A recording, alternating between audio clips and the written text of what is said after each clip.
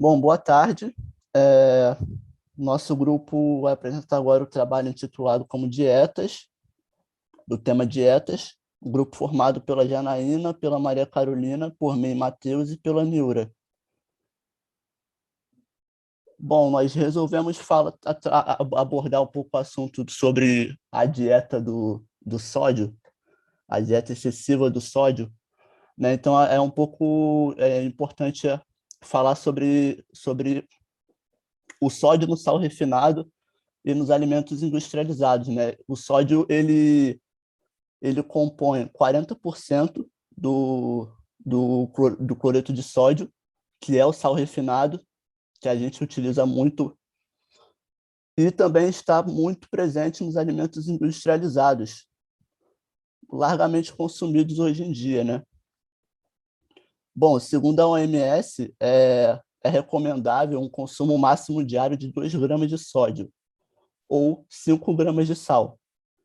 E segundo a Pesquisa Nacional de Saúde, realizada em 2013, né, foi constatado que o brasileiro consome, em média, 9,3 gramas de sal por dia, ou seja, é mais que o dobro do recomendado pela OMS, né, o que caracteriza aí um quadro preocupante no combate na prevenção, né, a doenças cardiovasculares, a hipertensão e etc. Bom, o consumo, segundo algumas evidências científicas, né, foi constatado que o consumo excessivo de sal, de sódio, ele está muito associado ao surgimento da hipertensão arterial. E segundo dados da OMS e do Ministério da Saúde do Brasil, cerca de 1 bilhão de pessoas no mundo e 35% da população brasileira vive hoje em dia com a hipertensão arterial, né? E a ingestão excessiva de sódio também está ligada não só ao surgimento da hipertensão arterial, como a condições que a hipertensão arterial pode influir no aparecimento, como as doenças cardiovasculares, né? E até mesmo a mortalidade por essas doenças. Boa tarde. Entre os objetivos desse trabalho estão apresentar os riscos de morbidade e mortalidade que estão associados a dietas com nível alto de sódio, apontar os desafios e as soluções para controlar essas doenças oriundas do consumo excessivo do sódio, mostrar o papel do aspecto bioquímico no controle da hipertensão arterial e, por fim, apresentar o papel do sanitarista na promoção e na prevenção dessa mesma doença.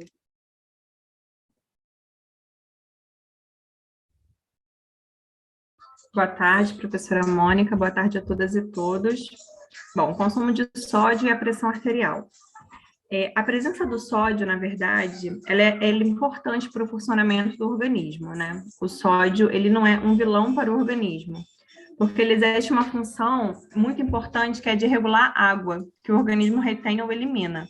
Então, quanto maior a quantidade de sódio no organismo, mais se retém água, e quanto menor a quantidade de sódio, mais se elimina. A questão da presença do sódio é a presença excessiva do sódio, que pode gerar uma série de complicações, entre elas o surgimento da hipertensão arterial. Quanto maior a presença do sódio, mais o organismo retém líquido. E com isso, a tendência é aumentar a pressão no sangue, no interior dos vasos sanguíneos. Então, o que a gente chama de pressão arterial? É a força que o sangue, que é bombeado do coração para o resto do corpo, exerce contra as paredes das artérias. As artérias têm paredes elásticas. Quando o sangue passa, ele pressiona as paredes para se abrirem. Então, quanto mais forte o sangue passa por essas paredes, maior é a pressão arterial. Quando o indivíduo ele é hipertenso, essa pressão é tão forte que agride a parede dos vasos, que vão ficando rígidas e vão ficando estreitas. Pode passar, por gentileza. Então, nessa primeira imagem, a gente pode observar a pressão sanguínea, né, passando pelas artérias. As setas apontam para as paredes dos vasos, que são elásticas, né, para o sangue poder fluir. E na segunda imagem, a gente tem artérias. saudáveis e artérias onde se acumularam gordura. Pode passar. Por que que se acumulam gordura nas paredes dos vasos? Quando o sangue ele passa com muita força e ele causa um dano na parede do vaso, esses machucados, esses danos, ficam com uma tendência de acumular gordura e assim gerarem coágulos, né? Propicia a formação de coágulos. Esses coágulos, eles podem entupir as artérias e até mesmo artérias do coração, podendo causar um infarto. Os coágulos também podem se desprender e se instalar em vasos do cérebro, podendo causar um acidente cardiovascular, um AVC. E também o aumento da pressão pode lesionar as artérias dos rins, ocasionando a perda progressiva da capacidade de filtrar o sangue e podendo chegar a um quadro de insuficiência renal. Pode passar.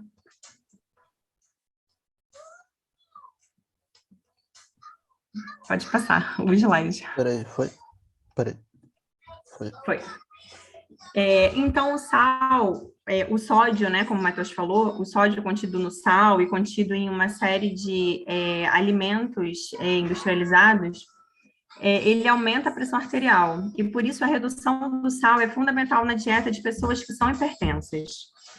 Na população em geral, recomenda-se uma dieta sem excesso de sódio, para prevenir a hipertensão e, como o Matheus falou, outras doenças cardiovasculares.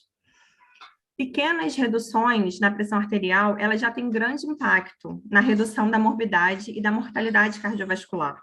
Por isso, é importante atuar para a diminuição da pressão arterial em indivíduos hipertensos. De acordo com o artigo A Importância do Sal na Origem da Hipertensão, ele apresenta que evidências epidemiológicas demonstram que existe uma correlação direta entre a magnitude da ingestão de sódio e ao aumento da prevalência de hipertensão arterial. Hoje a gente vive numa sociedade que culturalmente consome uma dieta hipersódica, né? Uma dieta com consumo de sal muito excessivo. Então, existe uma necessidade de um movimento anti-hegemônico, no sentido de estabelecer uma dieta que possa dar conta de garantir o bom funcionamento do corpo. Pode passar. Boa tarde a todos. Como a Nilda estava falando, esse aspecto da pressão arterial, ele é expressado pelo débito cardíaco e a resistência periférica. Então, a partir daí, a gente selecionou os aspectos bioquímicos normais de controle da hipertensão, que são a regulação da vasodilatação e da vasoconstricção e o controle dessa excreção de sal e água que ajusta o volume sanguíneo. Então, aí na imagem, a gente vê a atuação dos principais controladores dessa pressão, os principais reguladores dessa pressão sanguínea, que seriam o cérebro, né, o sistema nervoso, e os rins. O cérebro, ele atua também pela atividade simpática. Pode passar?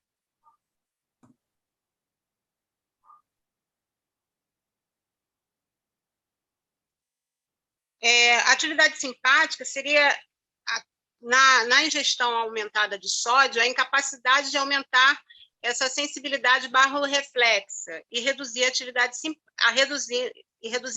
simpática em resposta ao aumento do volume do plasma, determinando a carga de sódio.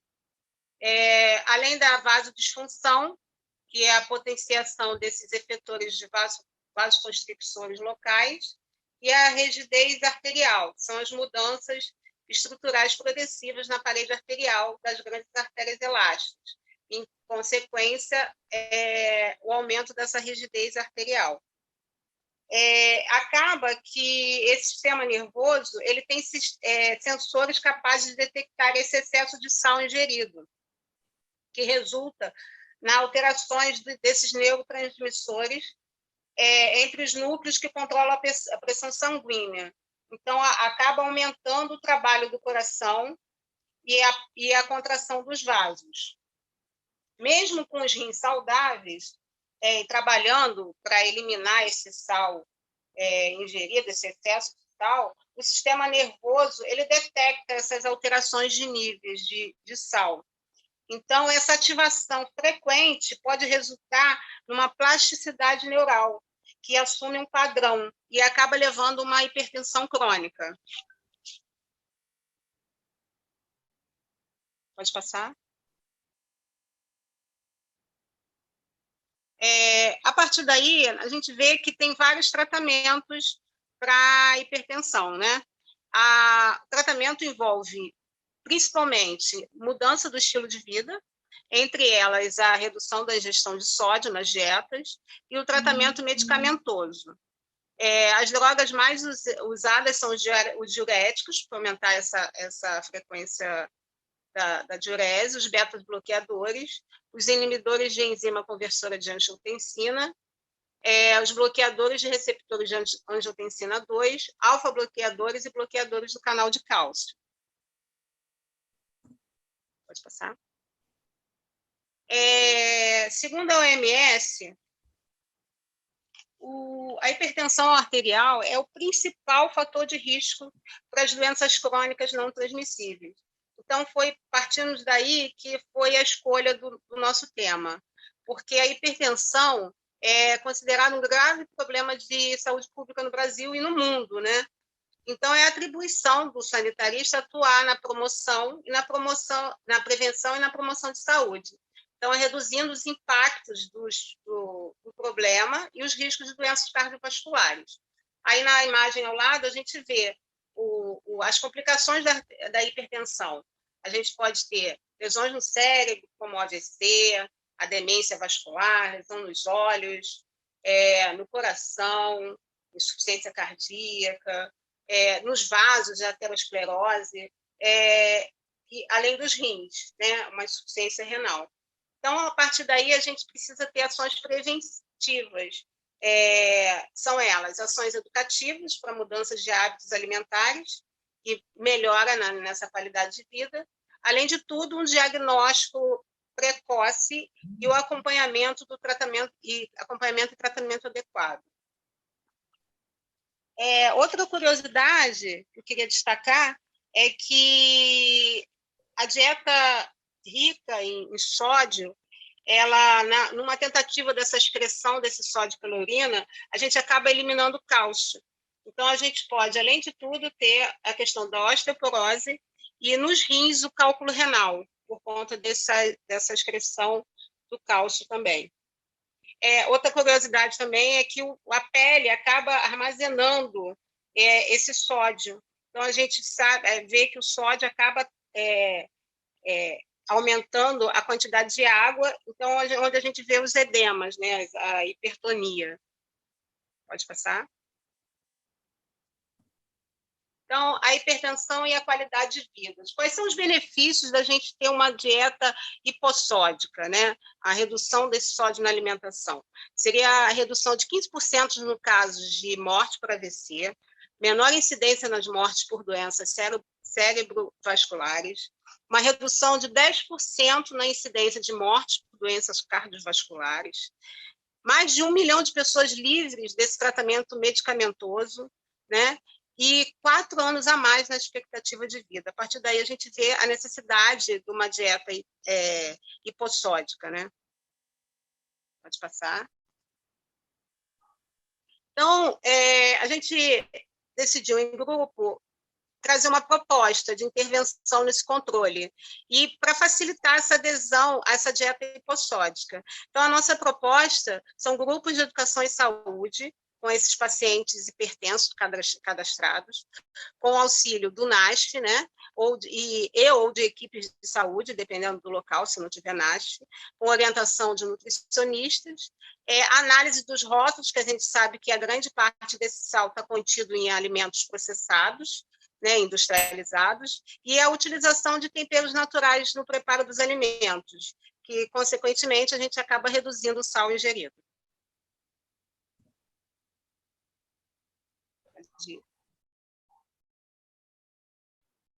Bom, como conclusão dessa apresentação, a gente consegue perceber a importância do NASF, que é o Núcleo de Apoio à Saúde da Família, que conta com diversos profissionais, e dentre eles o nutricionista, e também a gente percebe a importância das unidades de atenção básica na promoção e na prevenção da hipertensão arterial sistêmica, que a gente sabe que os profissionais da atenção básica têm mais contato com a população.